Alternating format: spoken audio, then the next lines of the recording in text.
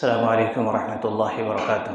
الحمد للہ رب العالمین والصلاة والسلام علی رسولہ الکریم وعلی آلہ وصحبہ اجمعین، اما بعد، اعوذ باللہ من الشیطان الرجیم، بسم اللہ الرحمن الرحیم۔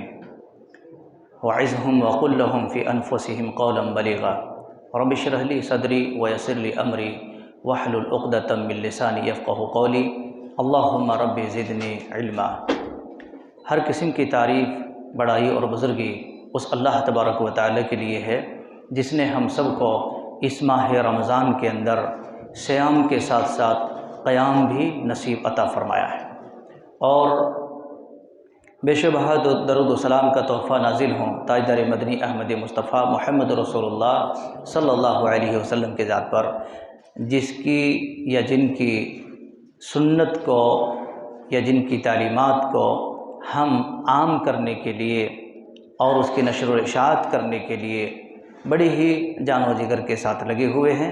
اللہ تبارک و تعالی ہم سب کی ان محنتوں کو قبول فرمائے، آمین۔ دوستوں اور ساتھیوں، ہم لوگ جس سلسلہ کو لے کے چلے ہیں اللہ تبارک و تعالی کی اس ماہ مقدس میں، وہ شروع سے لے کر کے ہم لوگ آج 18ویں پارے کی تلاوت سننے کے ساتھ ساتھ 19ویں پارے کے بھی بہت ساری آیات ہم لوگوں نے سن چکے ہیں۔ پتہ چلتا ہے کہ اللہ تبارک و تعالیٰ کی فضل اور اس کے کرم سے ہم لوگ چلتے چلتے آج 18ویں سیڑھی پر ہم لوگ چڑھ چکے ہیں، بلکہ 19ویں سیڑھی پر ہم لوگوں نے قدم رکھ دیے ہیں۔ الحمدللہ، یہ اللہ کا فضل ہے کہ مسجد ابو عبیدہ بن جراح ہولی لینڈ جو ایک مرکزی مسجد ہے، اس مسجد کے اندر ہم سارے مرد احباب اور خواتین بھی یہاں پر کافی مقدار میں تشریف فرما رہے ہیں۔ اللہ تبارک و تعالیٰ کی اس ماہ عظیم اور ماہ مقدس، اس کی خیر و برکت کو حاصل کرنے کے لیے اور قرآن مجید کی ان اہم نکات کو اور ان پوائنٹ کو سمجھنے اور اس کی جو بھی صورتیں تلاوت کی جاتی ہیں ان چیزوں کو سننے کے لیے ہم اپنے باہوں میں، اپنے بازوؤں میں بڑی ہی جگر اور بڑی ہی جان و دل لگائے ہوئے یہاں پر تشریف فرماتے ہیں۔ اللہ تبارک و تعالی ہم سب کی اس ولولے کو تادیر باقی رکھے، آمین۔ دوستوں اور ساتھیوں، آج کے اس مجلس کے اندر، آج کے اس نماز تراویح کے اندر الحمدللہ سورۃ المؤمنون اور سورہ نور اور اسی طریقے سے سورہ فرقان کی تلاوت کی گئی ہے۔ 3 سورتیں ہیں آج کی اس نماز تراویح کے اندر۔ کل ملا کر کے بات یہ ہے کہ اللہ تبارک و تعالیٰ نے سورۃ المؤمنون کے اندر جنت کے وارث کون بنیں گے اس کا تذکرہ فرمایا، اور اس کے بعد اللہ تبارک و تعالیٰ نے چلتے چلتے بہت سارے احکام اور مسائل، کہیں اللہ رب العالمین نے بندوں کی اصلاح کیا ہے، کہیں للکارا ہے، کہیں پھٹکارا ہے، پھر اس کو لاڈ کیا ہے، ان تمام چیزوں کو بیان فرمایا۔ پھر اللہ رب العالمین نے چلتے چلتے اس کی اخیر میں بندوں کی تخلیق کس لیے کیا ہے، تخلیق کے مطلب پیدا۔ اللہ رب العالمین نے ہم سب کو کس لیے پیدا کیا ہے؟ بہت بڑا سوال ہے۔ اس لیے نہیں پیدا کیا ہے کہ ہم صرف کھائیں، پئیں، جئیں، سوئیں، دکان، مکان، بیوی، بچے، so and so, left right کرتے رہیں اسی لیے، بلکہ اللہ رب العالمین نے ہمارا ایک مقصد کے لیے پیدا کیا ہے، مقصد ہے۔ اور اللہ رب العالمین نے کیا فرمایا ہے، یہ بہت بڑے پوائنٹ ہے۔ اللہ رب العالمین نے کہا کہ افحسبتم انما خلقناکم عبثا وانکم الینا لا ترجعون، کیا بیکار پیدا کیے گئے، یہ کیڑے مکوڑوں کے جیسے، یہ دھول مٹی، یہ پیڑ پودے، یہ جانور کے جیسے؟ نہیں، بلکہ اللہ تبارک و تعالیٰ نے، رب العالمین نے کہا تم سب مر کر کے ہمارے پاس آؤ گے۔ آدمی دیکھو، جب کسی سمندر میں یا کسی ندی میں، کسی تالاب میں مچھلی پکڑنے جاتا ہے تو اس کا گل پھینکتا ہے کہ نہیں؟ گل پھینکتا ہے، اس کے بعد کیا کرتا ہے، دھیرے دھیرے دھیرے دھیرے کھینچتا ہے اپنے طرف، وہ مچھلی پہلے کیا سمجھ میں آتا، نہیں ابھی تو ٹھیک ہے، پانی ہی میں ہوں، اچھا مزہ آ رہا ہے ایسا، لیکن دھیرے دھیرے جب کھینچنے لگتے ہیں وہ مچھورا، مچھلی شکار کرنے والے، اور جب اوپر کھینچ کے لاتے ہیں گل پھڑے میں لگا کر کے، تب تڑپنا شروع کرتا ہے۔ پانی سے باہر آ گئے تب اس کو سمجھ میں آتا ہے نہیں میں کسی کے پھندے میں آ گئے، کسی کے پھندے میں آ گئے۔ اب اس کے بعد تڑپنا شروع کرتے ہیں۔ لوگ بولتے ہیں کہ نہیں دیکھو کیسا مچھلی کی طرح تڑپ رہا ہے، انسان کل قیامت کے دن تڑپیں گے، پھڑ پھڑ پھڑ پھڑ مار لیں گے، کوئی فائدہ ہوگا؟ کوئی فائدہ نہیں ہوگا۔ اس لیے میرے بھائی آباسا ہم بیکار نہیں پیدا کیے گئے ہیں، ہمارے پیچھے بہت سارے مقصد ہیں، بہت سارے راز ہیں۔ اسی لیے تو کہا جاتا نا یہ روزہ ہے نا، روزہ کے پیچھے راز ہے۔ یہ سمجھتے نہیں لوگ، بڑے بھی نہیں سمجھتے، بڑے بھی نہیں سمجھتے، ایون بوڑھے بھی نہیں سمجھتے۔ اب بیچارے بوڑھے تو ہو گئے، اب وہ کیا سمجھیں، سمجھ کر کے بھی زیادہ کیا کریں گے؟ اب زیادہ سمجھائیں گے تو کیا بولیں گے، کیا کروں مولوی صاحب، ہماری زندگی ہو گئی، ہماری عمر ہو گئی۔ ان کا آخری جواب تو یہی ہوتا کہ نہیں ہوتا؟ اس لیے میرے بھائیوں، میرے نوجوانوں، اللہ تبارک و تعالیٰ نے ہمارے لیے ایک مقصد کے تحت ہمیں پیدا کیا۔ فتعال اللہ الملک الحق لا الہ الا هو رب العرش الکریم۔ اللہ بہت بلند ہے، بہت کریم۔ اللہ تبارک و تعالیٰ کی شان، اللہ ان کی بزرگیت کو سمجھو میرے بھائی۔ تو اللہ تبارک و تعالیٰ نے اس کے آخر میں بندوں کو کیا کیا ہے، ایک قسم کی جھٹکا دیا ہے، جھٹکا دیا ہے۔ سمجھو ایک ایک جھٹکے میں پتہ نہیں کیا سے کیا ہو جاتے ہیں۔ ابھی پتہ ہے رمضان سے 1.5 مہینہ پہلے اللہ رب العالمین نے ایک تھوڑا سا جھٹکا دیا، ترکی تتر بتر ہو گئے۔ ترکی کیا ہو گئے؟ تتر بتر ہو گئے۔ ایسے اس سے پہلے کہاں، آپ دیکھیے دنیا کے کونے کونے میں سروے کیجیے، وہی اللہ ہمیں بھی دیکھ رہا، وہی اللہ ان لوگوں کو بھی دیکھا، وہی اللہ اور لوگوں کو دیکھ رہا، وہی اللہ کے قبضے میں سارے لوگ ہیں۔ تو ڈرنا چاہیے۔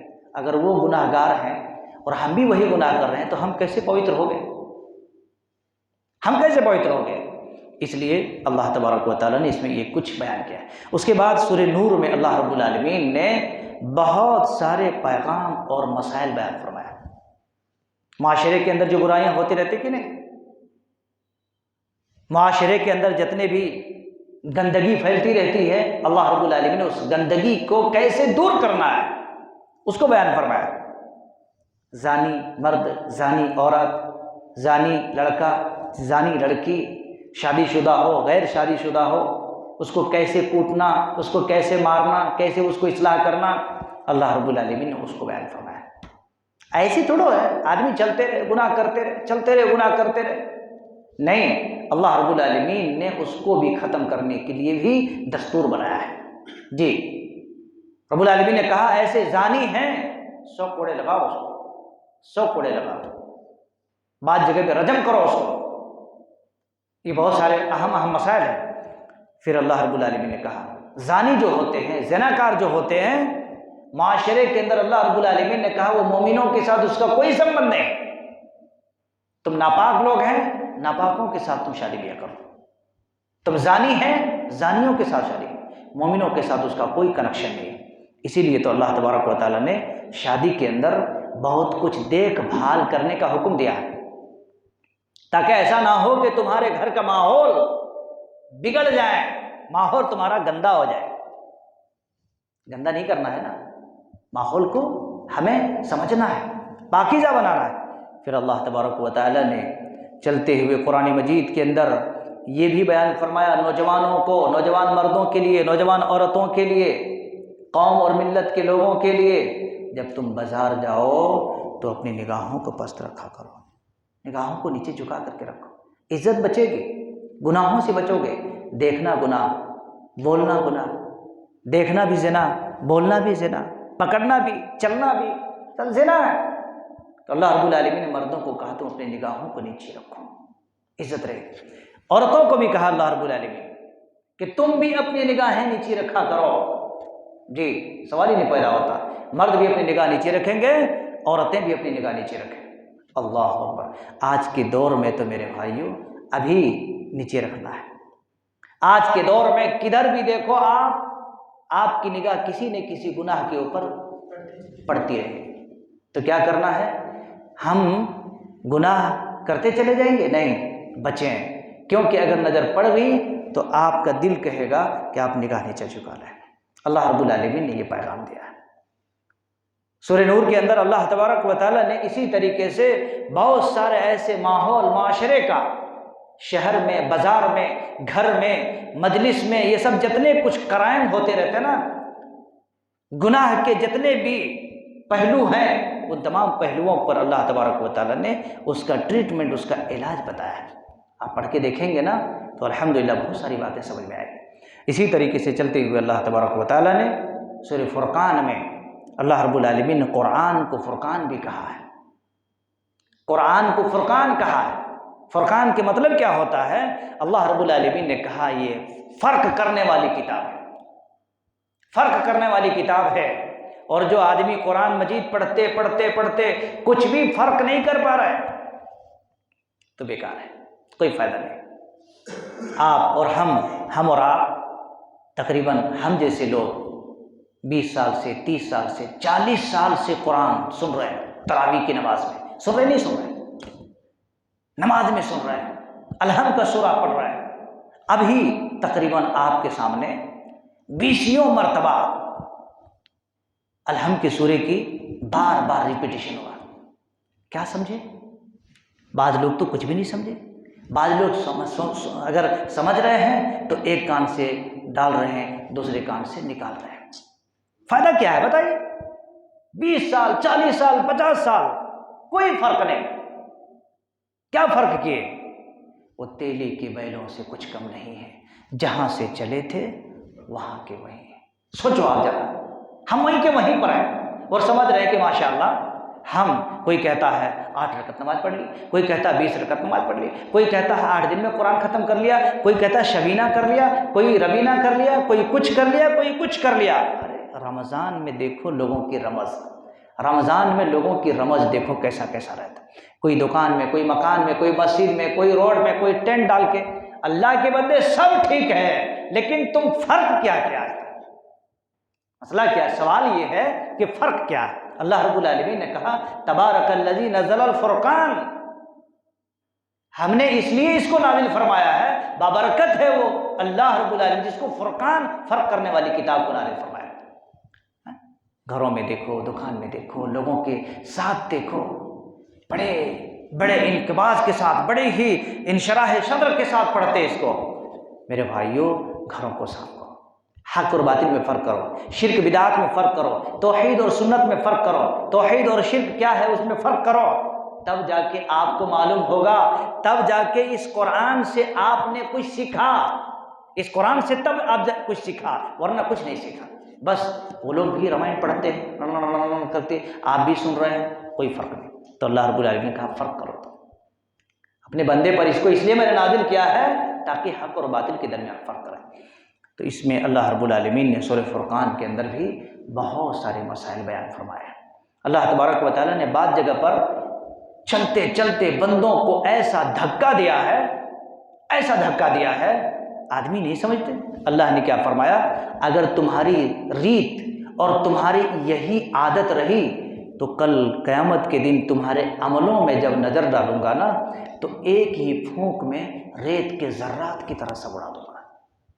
اللہ سوچئے ذرا، اللہ رب العالمین نے کہا ایک ہی پھونک میں، ایک ہی پھونک میں تمہارے سارے عملوں کو ذرات کی طرح اڑا کے رکھ دوں گا میں۔ تو میرے بھائیو دعا کرو اللہ رب العالمین سے کہ اللہ ہم جو بھی ٹوٹے پھوٹے عمل کر رہے ہیں، اے اللہ بچا دینا میرے مالک، بچا دینا میرے مالک، اور اڑا نہیں دینا، ختم نہیں کر دینا۔ اے اللہ اگر تو نے اڑا دیا، ختم کر دیا تو ہم کہیں کا نہیں رہیں گے، نہ یہیں ہی ہم کچھ کر سکے نہ وہیں کچھ کر سکے۔ لا الہ ہؤلاء ولا الہ ہؤلاء، نہ ادھر کا رہا نہ ادھر کا رہا، نہ وصال صنم نہ خدا ہی ملا، نہ دنیا ہی میں کچھ ملا نہ آخرت میں کچھ ملا، کچھ نہیں۔ پتہ چلا یہ خالی ہاتھ تو آیا تھا، لیکن گناہوں سے ہاتھ بھر کر کے گیا، رنگدار کر کے گیا۔ میرے بھائیوں، بچنے کی ضرورت۔ پھر اللہ رب العالمین سورہ فرقان میں آخر میں مومنوں کی 9 سے 10 صفات گنایا، 9-10 صفات کیٹیگری، جو شروع رمضان میں درس کے اندر ہر دن ایک ایک آیت اور ایک ایک صفت، ایک ایک آیت ایک ایک صفت، ایک ایک آیت ایک ایک صفت گنایا تھا میں نے۔ تقریباً مومنوں کی 10 صفات ہیں۔ آخری رکوع آپ پڑھو، آپ کو سمجھ میں آئے گا کہ مومنوں کے اندر اللہ تبارک و تعالیٰ نے ایک ڈسپلن بنایا، وہ کیسے اور کیسا رہنا چاہیے۔ تو یہ 3 صورتیں آج تلاوت کی گئی ہیں۔ مختصر خلاصہ کلام یہی بنتا ہے کہ ہم سب قرآن کو سمجھیں، اس کی گہرائی میں جا کر کے، اس کی باریکی میں جا کر کے، اور ایسے صرف پڑھ لینے سے نہیں، قرآن کو حدیث سے پوچھو اور حدیث کو قرآن سے پوچھو۔ جب دونوں کو آپ پوچھیں گے تو وہاں سے جو خلاصہ لب لباب نکلے گا وہی ہمارا اور آپ کا عمل بنے گا، وہی ہمارا اور آپ کا عمل بنے گا۔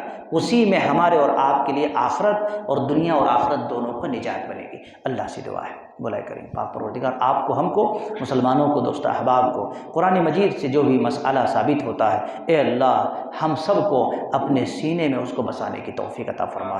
رب العالمین ان چیزوں کے محض صرف کان میں مزہ لینے کے نہیں، بلکہ ہمیں دل و جان سے اس پر عمل کرنے کی توفیق عطا فرما۔ اے اللہ ہم سب کے نیک اعمال کو قبول فرما۔ اللہ دنیا میں عزت نصیب عطا فرما، مرنے کے بعد جنت الفردوس کے اندر جگہ نصیب عطا فرما۔ اے اللہ صائمین کے لیے تو نے باب الریان قائم کیا ہے، اے اللہ ہم سب کو، ہمارے بچوں کو، ہمارے بڑوں کو، ہمارے ذمہ داران کو، ہمارے خواتین کو، اور ہماری وہ بچیاں، وہ مائیں یہاں پر تراویح کے لیے اپنے گھروں کو چھوڑ کر کے آتی ہیں اور آخر تک بیٹھتی ہیں، اے اللہ ہم سب کو کل قیامت کے دن اس باب الریان سے داخلہ نصیب عطا فرما۔ آمین۔ واقول قولی ھذا واستغفر اللہ لی ولکم ولسائر المسلمین، وآخر دعوانا الحمد للہ رب العالمین، والسلام علیکم ورحمۃ اللہ وبرکاتہ۔